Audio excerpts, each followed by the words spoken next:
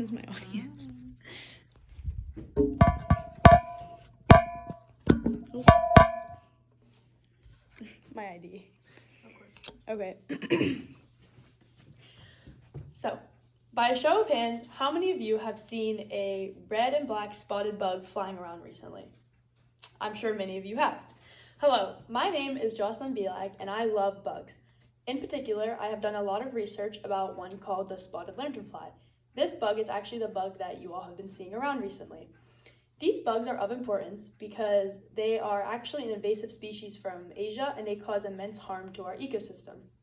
Though these bugs are very pretty and very interesting, they are an invasive species of bug and cause a lot of damage to ecosystems and populations. Today, I will inform you about lanternfly life cycles, how lanternflies are invasive, and what to do if you encounter one. First, I will tell you about lanternfly life cycles.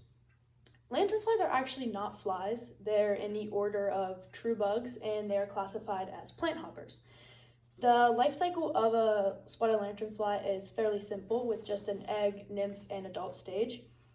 The Cornell-Cali School of Agriculture and Life Sciences says that there's one generation per year, with an egg stage, a nymph stage that's split into 4 parts, and egg mass in the winter. Between each of these stages, they actually molt, which is when a bug will shed its exoskeleton. For each stage, the egg mass stage, which looks like a clump of dirt, happens in the winter. The nymph stages will happen over the spring, and the adult stage will last from the summer up until about the end of fall. To feed, the adults of spotted lanternflies will use their needle-like beak mouthpieces to actually puncture into the stems of various plants and will suck the sap up from these plants. The New Jersey's official agriculture section says that these bugs prefer the trees of heaven. However, they will feed on up to 70 different host plant species. These species include fruit trees, ornamental trees, vegetables, herbs, grains, grapevines, and many more. Because spotted lanternflies have such a broad palette, they pose an immense threat to a lot of different areas. To jump around between these plants, spotted lanternflies can jump up to a height of about 3 or 4 feet and can use their wings to glide around. Now that I've told you about lanternfly life cycles, I will tell you about how these bugs are actually invasive. Lanternflies are invasive because they feed unchecked on plant species and cause immense harm to the environment. An invasive species is a species that was introduced to a new area and have no natural predators in this area, causing great harm.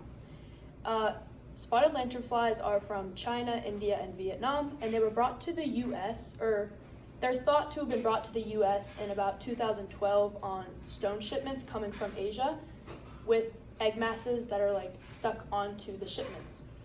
The first spotting of spotted lanternflies happened in Berks County, PA in 2014, and since then they have spread all across PA and have actually made their way to different states, including Maryland, New York, and New Jersey. The main problem with this invasive species is that they have no natural predators. Because of this, their population is out of control.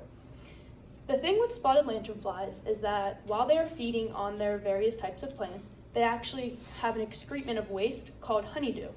This honeydew it's like a sugar that's unbroken down by these bugs, and when they secrete it, there's 2 main problems with it.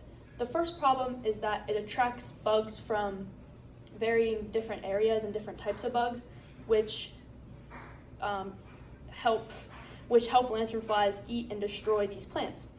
The second problem with these bugs, or this honeydew, is that they're a great host for something called a black fungus, and this black fungus is just detrimental to plant species and will actually kill entire plant populations.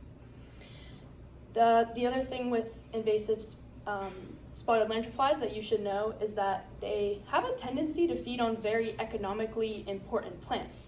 A Penn State article says that they have a strong preference for economically important plants, like the vines and trees and fruits and vegetables.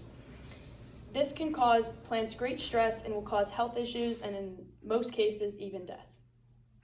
Now that I've told you about how spotted lanternflies are invasive, I will tell you about what to do if you encounter one. Unfortunately, if you encounter a spotted lanternfly, the best course of action is to kill it on sight. Though this might sound harsh, it is actually the best way to defend against this invasive species. The U.S. Fish and Wildlife Services states that the best way to fend off spotted lanternflies is to actually curb the spread because they spread so easily. This requires collaboration among federal, state, and nonprofit organizations, along with the locals in an area, to kill these pests. Because they have no natural predators, humans have to fill this role. So when you see one, you kill one the way a natural predator would. You can kill these bugs in a variety of ways. Honestly, it doesn't matter. You can use shoes, papers, even your hands. These bugs don't bite and are completely harmless. The only obstacle might be that they have very quick jumping reflexes, so they might jump around or even at you, so they might be hard to swat. The Fairfax County Public Works and Environmental Services also strongly suggests destroying any egg masses that you see. These egg masses are extremely hard to spot because they look like dried up dirt. However, if you see these egg masses, the way to get rid of them properly is to completely scrape them off of the surface that you found them on and then submerge them in soapy water or alcohol in order to make sure all the bugs are killed. Though it is a shame to kill these bugs, there are some creative people that have been able to make these deaths feel a little bit more purposeful by artwork. Some people have taken to using the bug's wings because they're so vibrantly colored in making beautiful artwork with them. Not only is this a very ethical way to make a natural art piece, but it also provides even more motivation for killing these bugs and helping to rescue the environment. Now that I have told you about what to do if you encounter a spotted lanternfly, I will conclude my speech. In conclusion, the life cycle of a spotted lanternfly is fairly simple with the egg, nymph, and adult stage. In the adult stage, spotted lanternflies will feed on 70 different species of plants and excrete something called honeydew. This honeydew attracts bugs while also hosting a black fungus, which will decimate entire plant populations and destroys the delicate balance of an ecosystem. Because they're invasive, they have no natural predators, and therefore humans have to act as the natural predator. So if you see a lanternfly, you kill it on sight. While these bugs are very pretty and interesting, they're an invasive species of bug from Asia and cause immense harm to our ecosystem. These bugs are very unique, and you all are becoming increasingly acquainted with them. So the next time one of you spot a spotted lanternfly, make sure you remember to do the right thing and squash it. Thank you. Oh my God.